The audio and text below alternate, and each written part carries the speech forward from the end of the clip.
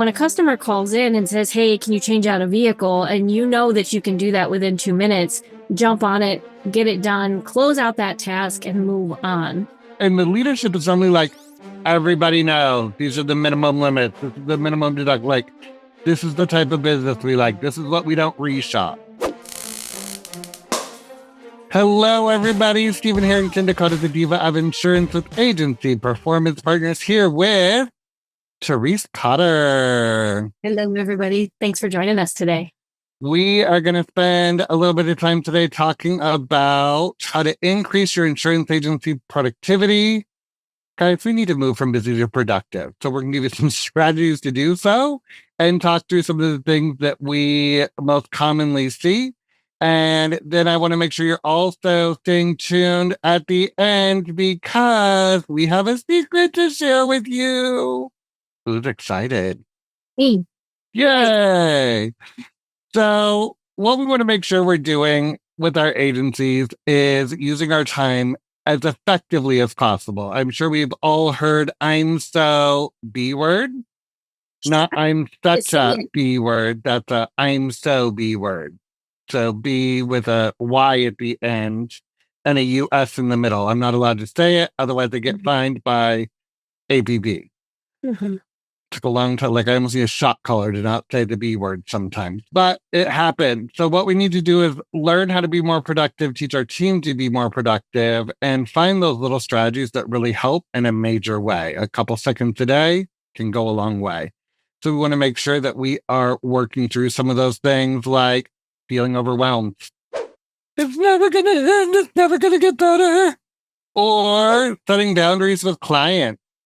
Ooh, sometimes we do too much for the wrong people because we feel like that's what our job is, or we don't have a clear plan for our day. Therese, do you plan your day? I absolutely do. I have to because the email and the tasks, they get super distracting. So you have to focus, and to focus, you kind of have to plan your day. And that includes a morning routine and a closing routine that may not have to do with insurance. You may need to do something in the morning that relaxes you to let you go into your day to make sense of it. And then at the end of the day, put that stuff in that drawer. Don't take it home with you. Put it away. So what we're going to talk about is 5 additional strategies as well, but we have to figure out what's going to work for each person, right? So everything may not work for everybody, but bits and pieces can, and practice makes perfect. We have to create new habits. We can't just try it for half a day and be like, that was dumb. So our first strategy is first call resolution. Therese, did you want to take a minute talking about first call resolution? So if the caller is calling in something that you can do within 2 minutes, get it done. Just do it right now. When I open a task or open an email, if it's something that I can get done within 2 minutes and just knock it out and close it, I will get that done. So when a customer calls in and says, "Hey, can you change out a vehicle?" and you know that you can do that within 2 minutes, jump on it, get it done, close out that task, and move on. That minimizes the follow-ups. It reduces the wasted time. All those people with those notebooks, they're, write down, that 17-digit VIN number, and this is the one that's got to be taken off, and then I'll call you back when I'm done with it, and they'll hang up, and then they'll get on their computer and they'll type in the VIN number. You can do all that on the phone with the customer. Jump into the account as you're waiting for the customer, or waiting for the management system to come up. You talk to the customer. "Hey, how are you? Did you purchase a new vehicle? What's this?" Well, you get the situation and just talk them through it. "I'm opening the system. Is this the correct phone number? Is this the correct address? When do you need to take the vehicle off? Are you replacing it?" But if it's something you can do quickly, do it now and get it done. I think the other important part of first call resolution is just making sure that we are doing whatever in our power we can to not have follow-up. Yeah. Like, let's use our noggin and think just a little. It drives me insane when somebody's like, "Well, I still don't have the lien holder, or I still don't have the certificate holder's address." I'm like, great. So tell the client we can't do it until we get it, and they need to call us. When are they going to have it to us by? Yeah. right? And then set the task for after the response time, not every day to see if you have it yet. Because I think we also tend to overtask the follow ups when we're not setting clear expectations or not practicing first call resolution. Absolutely. Next one, raise your hand. Hello, help. We need to proactively communicate with our team and with each other whenever we need some help. What we can do is help save time by addressing issues quickly, or maybe somebody has bandwidth that we don't know about. But if we're not saying, hi, I don't know how to do this, or hey, this might be broken, or oh my goodness, I have 47 meetings scheduled today, I don't know how I'm going to get any calls in, other people might be able to pick it up, or at least we know where everybody's at and can readjust expectations. And if you're in a system and it's taking you more than 10 minutes to figure something out and you know somebody else in your office knows how to do it, raise your hand and ask instead of sitting there for an hour suffering through trying to figure something out. That and it's so funny because you'll ask and somebody will walk over and go click, click, click, and it's right there. And you're like, oh my gosh, I just spent an hour trying to figure this out. And we don't have hours to waste on things that aren't very important that somebody else may know how to do. So raise your hand, ask a question, and have somebody help. The next one's one of my favorites, controlling clients. Can we set clear expectations? But we're in a service industry and I need to do whatever they want me to, otherwise it's bad service to read. So the client that comes in and sticks their hand in the candy jar and stands there and talks to the receptionist for 20 minutes and then sticks their hand in the candy jar again and continues the conversation, I need to control them? You mean I don't need to speak to them for a whole hour? Why I'm taking your payment? I think we can be firm but polite.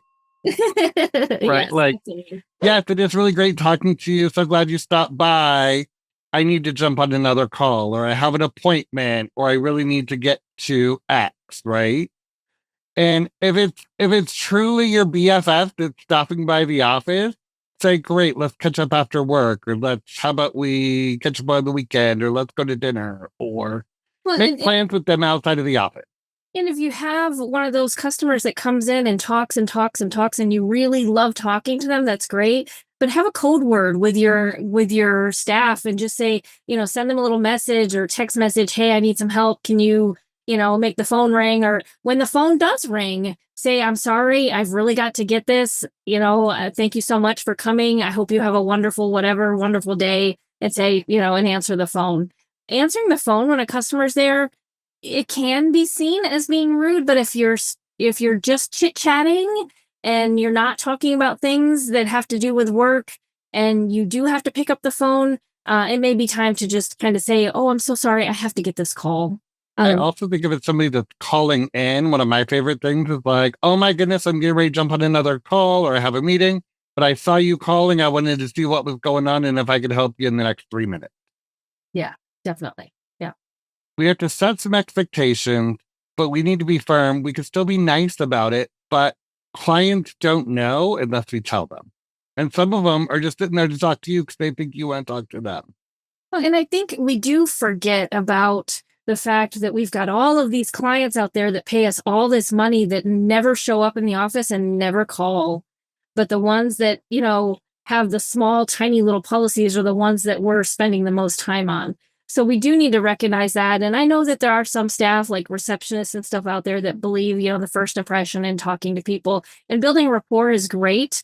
But we also have to look at when does it become a point where we're wasting time, where we could be really getting much more done. And we turn it over to think, oh, I'm so busy, and we call it stressful, but we're causing it ourselves because we aren't setting boundaries. Right. And my favorite was always like, I would be at the grocery store and somebody would come up and be like, oh, I have a question on what's my deductible on my vehicle? And I'd be like, dude, I'm at the grocery store right now. I don't have my computer with me. If you want to call me between 8 and 4 at the office, I'm happy to answer the question for you. And they're like, great, so you can call me tomorrow. I'm like, no, you need to call me tomorrow because by the time I go home, deal with the kid, get dinner done, everything else, and go on about my day, I'm going to forget about that. Not that I don't want to talk to you, but I need you to call me during my office hours. Or you text Like my friends would text me and be like, I just got in an accident. I'm like, cool, call the claims number. They're like, what is it? I'm like, look at your ID card. I don't have my computer in front of me right now. Like, I'm not trying to be rude, but if I'm not at work, I don't necessarily have access to the information, right? So I can try to help you, kind of, but I'm also going to set an expectation of home time is home time and work time is work time. Yeah. Finding that balance. Next is agency standards, setting clear workflows or limit or best practices or rules for the agency. Huh? So they're so important. One of my favorite things we do during the assessment is agency standards, and then we roll it out and the leadership is normally like, everybody knows these are the minimum limits. This is the minimum deduct. Like, this is the type of business we like. This is what we don't reshop. And then we roll it out to the team as a whole, like everybody's sitting in a room together or on a Zoom together, and we roll it out, and people are like, "What? We don't have to?" And I'm like, "No." You don't have to write state minimum limits? Right. I mean, some areas you do, but we can talk through it Yeah. or, offer it with other options. But yes, you're exactly right. Like once we set the standard in writing, sometimes it clicks with the team a little different than telling them over and over and over. And I know state minimums, you have to offer liability to anybody regardless. And if they want state minimums in certain states, you have to give it to them. But if your agency standards say that you don't write state minimum limits, that means you need to educate your client on why. You can write it, but then you make them sign something saying they wanted the state minimum limits, but you should educate your clients to why. I mean, I had one that was 5150 and fell asleep at the wheel on the way home after a night shift and hit somebody head on. And even with 150 wasn't enough and is paying, on his paycheck every month to afford to pay that. So it's crazy. They don't realize the result of it until after a claim happens, after they need to use it. So we need to educate them before a claim happens and give them stories on why these standards, this is one of my agency rights. This is why it's an agency standard and why we write it this way. We're doing it to protect you. I think it could also be like all communication with the client gets documented in the management system. That could be a standard, right? Oh yeah, definitely. So sometimes we think it's simple or that everybody knows, but we have to make it very clear to the team. Right. Alleviate some of that stress and be more efficient. And the last one is planning our day, which Therese kind of started talking about at the beginning.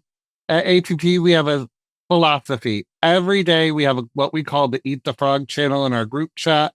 And we have to tell everybody how many emails are currently in our box, read and unread. We have to tell them how many past due tasks we have, how many tasks are due today, and what is the 3 ways we're going to win our day. So, like, basically, what is our frog? What is our big thing we need to tackle? And 2 other things we need to accomplish to feel like we won for the day. So I think it's a great way to get the team to start planning their day. And every time I show people a screenshot of our like Eat the Frog channel, they're like, why didn't we do that? I'm like, I don't know, because it's so simple to me now that we do it. But it also makes you realize where you're at for your day. Like if I'm 15 emails unread or 15 emails in my box, 11 tasks past due and 10 tasks due today, that's already 35 things. I better be pretty lofty in my accomplishment or we're going to fail. Well, and this kind of flows us into our next thing about our agency efficiency course. Some of the stuff and APP we had to do our agency efficiency course when we started working at APP. Some of the strategies in it, I was like, I never thought of it that way. And I think sometimes when we present them, like, the frog idea, people are like, what is that? And you think about it, technically, everybody probably has that call that they just don't want to make a call that they just didn't want to do because they didn't like the person they were calling or they didn't want to tell the customer about that. That's the call you should be doing first to get it over with, because what's going to happen is your day is going to go and you're going to push it out. And then, oh, I didn't get it to it today. I'm going to do it tomorrow. And then you're going to push it out. And then, nope, didn't get it. And then by the time you get to it, it's going to be too late and you're going to be in trouble because something's going to happen that has to do with that call. So the strategies that come with our agency efficiency, and we're revamping it, agency efficiency 4.0. Woohoo! The So version, it gets better and better every other year. So every yes, year or so. and how many companies do that? How many companies actually improve their content? We most definitely do. And for a limited time, you can roll for $2.95. It's available till April 30th with that discount. So make sure you check out that agency efficiency course. And if you don't want just the course, you can do the whole agency school, which has a bunch of courses in it that you can pay monthly for that are even, it's even a wider range of awesome content. Anything on that of agency efficiency course, Stephen? I'm super excited for the new 4.0. I know that with the updates and things, there's some hot new philosophies in there. So even if you've done it before or have looked at it in the past, it's going to be well worth going in and checking out the updated content, new and revised for 2025. We know that after a couple of years of hard market and burnout and everything else that people are having, efficiency is one way through that. So we really try to address some of that in helping the team be more efficient in ways that they can understand. Yeah, and I think sometimes it does take some older, seasoned agents a little bit of time to grasp the concepts and accept them. But I think if you give them time to think through them and understand them and make sense of them, they'll eventually embrace them and it'll change your whole office. So, what I want you to remember is the 5 strategies from today. First call resolution, raise your hand, control your client, agency standards, and planning your day. And if you just take even one of these right now and start with a small change, it's going to lead to big results. So we look forward to seeing you again. Thank you so much for joining Therese and I today. Therese, any last words before we close out? Go visit us at agencyperformancepartners.com. We have so much content. We have swag that's really cool. There's this hoodie that says ridiculously amazing insurance agent. And when you walk somewhere into a store, people actually ask you if you're an insurance agent. I've had it happen a couple times and I'm like, would I be wearing it if I wasn't? But it's a good way to advertise, especially if you don't talk about being an insurance agent. So check out our agency efficiency course, agencyperformancepartners.com. And thanks for joining us, guys. And don't forget, $2.95 pricing for the Insurance Agency Efficiency 4.0 through April 30th of 25. Head on over to agencyperformancepartners.com to sign up or give me a call because I got sales goals day, guys. Yeah, make the magic happen. Awesome. Thanks, everybody.